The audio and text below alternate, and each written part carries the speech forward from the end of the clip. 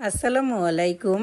বর্ষাকাল মানে ইলিশ মাছ, আর সেই ইলিশ মাছ দিয়ে আজকে করে দেখাবো অসাধারণ একটি রেসিপি, কুমড়ার পাতা দিয়ে ইলিশ মাছের পাতুরি।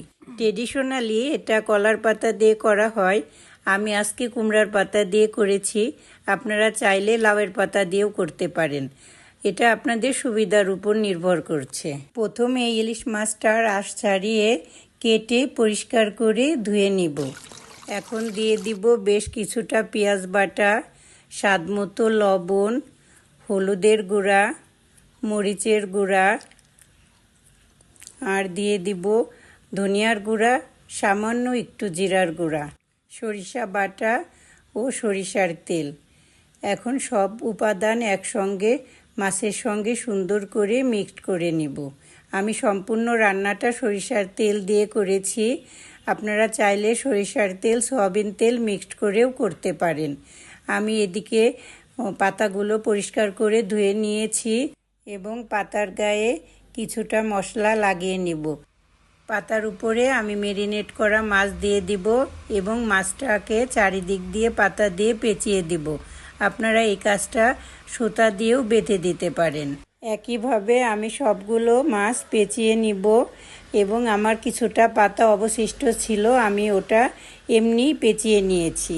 একটা ফ্রাই প্যানে সামান্য সরিষার তেল দিয়ে আমি মাছের পাতুরিগুলো দিয়ে দিব।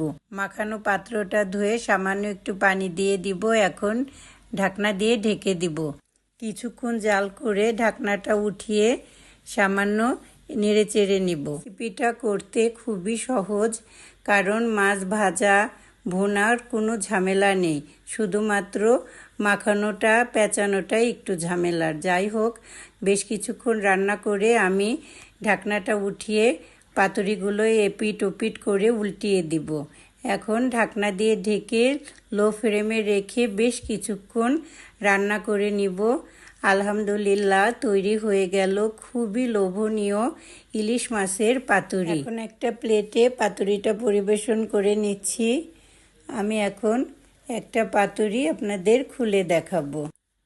আল্লাহর রহমতে কি যে লোভনীয় হয়েছে দেখুন। পাতাটা আমি খুলে দেখাচ্ছি। আপনারা এটা ভাত, গরম ভাত অথবা পোলাও, খিচুড়ির সাথেও বেশ জমে যাবে। রেসিপিটি যদি ভালো লাগে তাহলে অবশ্যই একবার ট্রাই করবেন, আশা করি ভালো লাগবে। এমন নিত্য নতুন রেসিপি পেতে মায়ের ছোঁয়া রান্নাঘরের সাথে থাকুন। সবাই অনেক বেশি ভালো থাকুন। আল্লাহ হাফেজ।